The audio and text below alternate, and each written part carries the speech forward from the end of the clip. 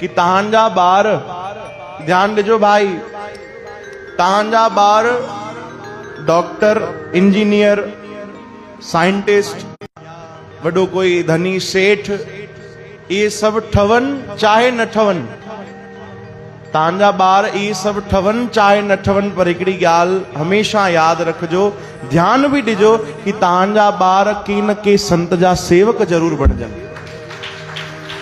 चओ हरे राम। के न के दर जी उहा सेवा पकड़नि, भगवान जी सेवा पकड़े वठनि भाई, पोइ उन्हनि जो बेड़ो पार आहे। चओ हरे राम। अॼु जे जनरेशन में चवंदा आहिनि न भाई, फ्यूचर सभिनीनि खे सिक्योर करणो हूंदो आहे, सुरक्षित करणो हूंदो आहे पंहिंजो भविष्य, पंहिंजे ॿारनि जो भविष्य। त उन जे लाइ छा कंदा आहिनि, धन कमाईंदा आहिनि भाई, असांजो ॿार अॻिते हुनखे कोई तकलीफ़ न थिए। पर फ्यूचर सिक्योर करण जे लाइ त उन्हनि खे भक्तीअ सां जोड़ियो भाई। चओ हरे राम। कथा कीर्तन सेवा सां जोड़ियो। सत्संग ऐं संत ई त सेखारींदा आहिनि जीवन कीअं जीवो आहे भाई।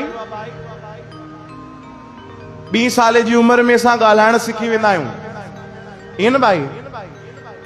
20 साल जी उम्र में असां ॻाल्हाइण सिखी वेंदा आहियूं, पर कॾहिं ॻाल्हाइणो आहे, कीअं ॻाल्हाइणो आहे, काथे ॻाल्हाइणो आहे, इहो सिखण जे लाइ जीवन लॻी वेंदो आहे। चओ हरे राम।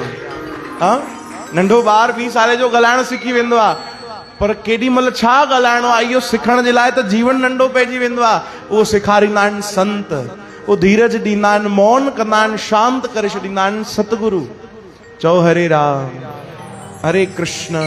कोई उन्हनि जी शरण वठे भाई, कोई लॻी त ॾिसे उन्हनि जे चरणनि में, सॼो अहंकार कढी छॾींदा आहिनि अगरि थोरो घणो रहिजी बि वञे त।